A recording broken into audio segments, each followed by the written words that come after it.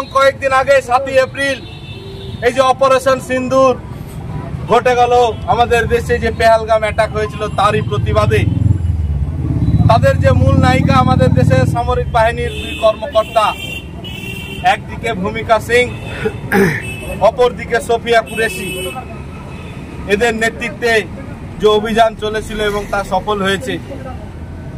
যে সময় গোটা ভারতবর্ষ নয় গোটা পৃথিবীর এই দুই অগ্নিকন্যাকে যখন বাহবা দিচ্ছে, সে সময় এই মধ্যপ্রদেশের বিজেপির কুনওয়ার বিজয় শাহ, মধ্যপ্রদেশের বিজেপির মন্ত্রী, সাম্প্রদায়িক সরকারের মন্ত্রী, সেই অগ্নিকন্যা সোফিয়া কুরেশিকে দেশদ্রোহী, তাদের সন্ত্রাসবাদী আখ্যা দিচ্ছে।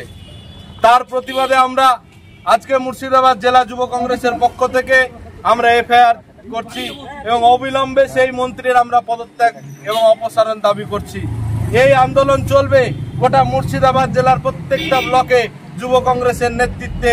এই কুনওয়ার বিজয় শাহর বিরুদ্ধে এফআইআর আমাদের হবে।